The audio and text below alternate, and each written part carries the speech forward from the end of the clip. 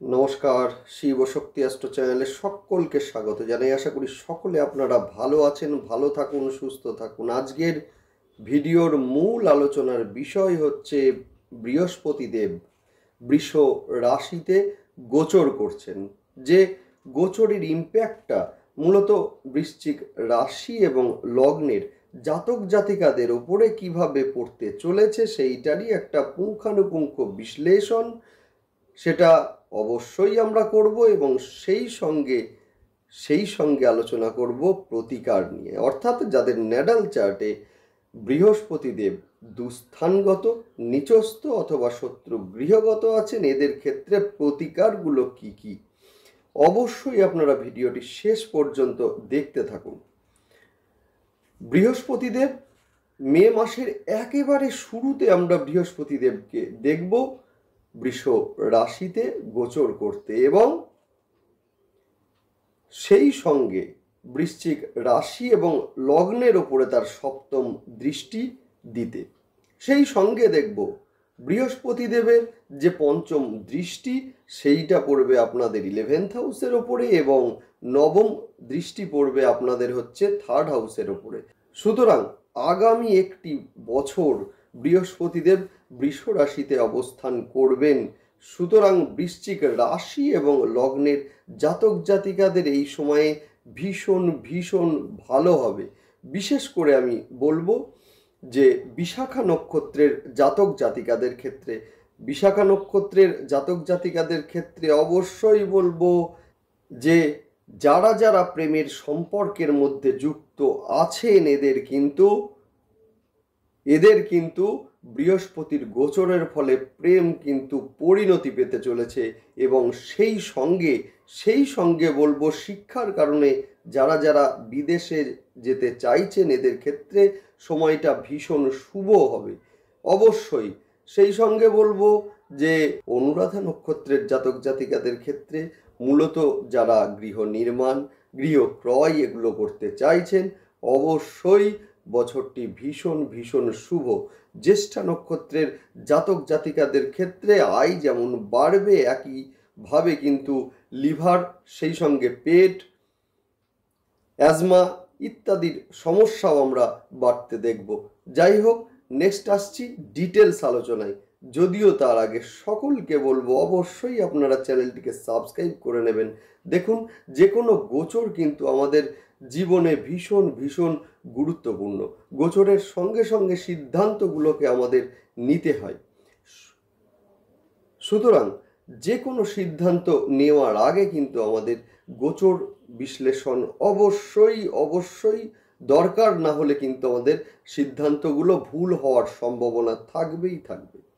সুতরাং অবশ্যই আপনারা চ্যানেলটিকে সাবস্ক্রাইব করে নেবেন যাতে প্রতিটা গোচরের ভিডিও আপনাদের কাছে পৌঁছে যায়। যাই হোক, দেখতে থাকুন। বৃশ্চিক রাশি একদিকে জলরাশি এবং স্থির রাশি। জলরাশি হওয়ার কারণে যে কোনো পরিবেশে নিজেদেরকে মানিয়ে নেওয়ার একটা চেষ্টা, সেটা কিন্তু বৃশ্চিক রাশি এবং লগ্নের জাতক জাতিকাদের মধ্যে স্বভাবতই থাকে। সেই সঙ্গে স্থির রাশি হওয়ার কারণে যে সিদ্ধান্ত এরা নেয়, সেই সিদ্ধান্ত থেকে এদেরকে কিন্তু বের করা বা ডাইভার্ট করা এটা কিন্তু ভীষণ মুশকিল। সেই সঙ্গে বলবো মঙ্গলের রাশি হলেও এরা কিন্তু সাধারণত কোনো ঝামেলায় জড়াতে চায় না, কিন্তু যদি এদের অন্যায়ভাবে ঝামেলাতে জড়ানো হয় সেক্ষেত্রে কিন্তু যথেষ্ট ভয়ঙ্কর হয়ে উঠতে পারে এরা। যাই হোক, বৃহস্পতিদেব গোচর করছেন কুম্ভ রাশিতে। যে বৃহস্পতিদেব মূলত বৃশ্চিক রাশি এবং লগ্নের সাপেক্ষে 2nd হাউস এবং সেই সঙ্গে 5th হাউসের অধিপতি। বৃষ রাশি হচ্ছে বৃশ্চিক রাশির সাপেক্ষে 7th হাউস, অর্থাৎ বৃহস্পতির গোচরের সঙ্গে সঙ্গে 157 মূলত এই যে একটা যোগ, সেইটা কিন্তু হয়েই গেল। যার ফলে কিন্তু যারা দীর্ঘদিন ধরে প্রেমের সম্পর্কের মধ্যে ছিলেন কিন্তু বিবাহ হচ্ছিল না কোনো বাধা আসছিলই, এবার কিন্তু 157-এর এই যে যোগের ফলে কিন্তু সেই জায়গাটা মজবুত হলো। অর্থাৎ কিনা প্রেমকে মূলত পরিণতি পেতে আমরা দেখব আগামী 1 বছরের মধ্যে। সেই সঙ্গে বলবো পঞ্চম ঘর কিন্তু সন্তানের ঘর, এবং বৃহস্পতি সপ্তমে অবস্থান করছে, যার ফলে কিন্তু কন্যা রাশিতে পঞ্চম দৃষ্টি দিচ্ছেন। যে কন্যা রাশি কিন্তু বৃশ্চিক রাশির সাপেক্ষে 11th হাউস অর্থাৎ সাকসেসের ঘর। সুতরাং যে সমস্ত বৃশ্চিক রাশির জাতক জাতিকারা সন্তানহীনতায় ভুগছিলেন বা সন্তান হওয়ার ক্ষেত্রে সমস্যা হচ্ছিল, এদের ক্ষেত্রে মূলত এই বছর এবং এই গোচর অত্যন্ত শুভ। এই সময়ে কিন্তু সন্তানের শিক্ষার ক্ষেত্রেও ভীষণ শুভ, বিশেষ করে যারা শিক্ষার কারণে বাইরে অর্থাৎ বিদেশে যেতে চাইছেন, এদের ক্ষেত্রে কিন্তু বছরটি ভীষণ ভীষণ শুভ। বিবাহের পর আর্থিক যোগ সেটাও কিন্তু এই সময়ে লক্ষ্য করা যাচ্ছে। তবে দশমপতি রবি মেষে গোচর করেছে এবং সেই সঙ্গে উচ্চস্থ হয়েছে। যদিও এর ওপরে আমার একটা ভিডিও আছে, অবশ্যই আপনারা দেখে নেবেন। চ্যানেলটি সাবস্ক্রাইব করে অবশ্যই আপনারা ভিজিট করুন, সেই সঙ্গে দেখে নিন আপনারা চ্যানেলটি ভিজিট করে। যাই হোক, যাদের ন্যাটাল চার্টে রবি খুব ভালো অবস্থায় নেই, এদের ক্ষেত্রে কিন্তু আগামী 14 মে এই যে সময়টা, এই সময়টা কিন্তু কর্মের ক্ষেত্রে বেশ কিছু সমস্যা লক্ষ্য করা যাবে। যদিও 14 মের পর সেই সমস্যাগুলি আস্তে আস্তে কাটবে। বৃষ রাশিতে অবস্থান করে বৃহস্পতির সপ্তম দৃষ্টি আপনাদের রাশি বা লগ্নের উপরে থাকার জন্য এই সময় বেশ কিছু সমস্যার সমাধান অবশ্যই হবে। এবং সেই সঙ্গে বলবো যে যাদের ন্যাটাল চার্টে বৃহস্পতি খুব একটা ভালো নেই, এদের ক্ষেত্রে কিন্তু মূলত পেটের রোগ, লিভারের অসুখ বা সমস্যা, শ্বাসের সমস্যা, স্কিনের সমস্যা, এগুলোও কিন্তু লক্ষ্য করা যাবে।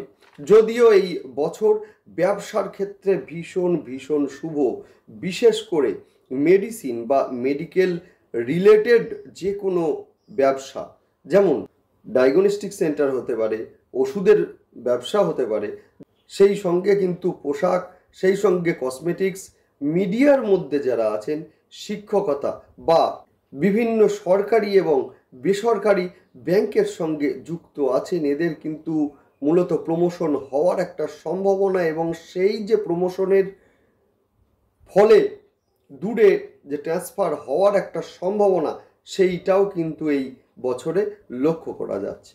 বৃহস্পতির নবম দৃষ্টি মকর রাশির ঘরে পড়ছে, যার ফলে অবশ্যই আপনারা দেখবেন যে বৃশ্চিক রাশির সাপেক্ষে মকর রাশি হচ্ছে মূলত 3rd হাউস, যার ফলে কিন্তু যোগাযোগ এই সময় ভীষণভাবে বাড়তে দেখব আমরা।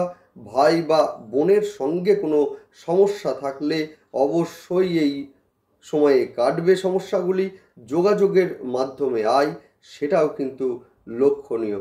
নেক্সট আলোচনা করব নাক্ষত্রিক বিশ্লেষণ নিয়ে। বিশাখা নক্ষত্রের জাতক জাতিকাদের দেখব এই সময় কিন্তু ফটকা অর্থের যোগ আছে। বাড়ি থেকে বেশ কিছুটা দূরে গিয়ে কর্মের প্রাপ্তি, সেইটাও কিন্তু আমরা দেখব।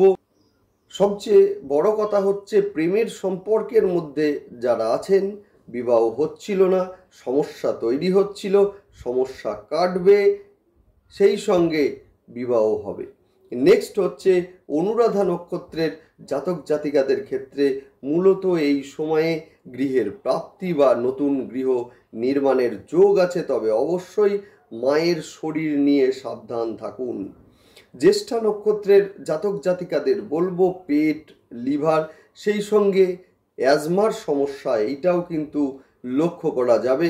ব্যবসায় উন্নতি এই সময়ে লক্ষণীয়। বিবাহের ফলে লাভবান হবেন জ্যেষ্ঠার জাতক জাতিকারা। নেক্সট আলোচনা করব প্রতিকার নিয়ে।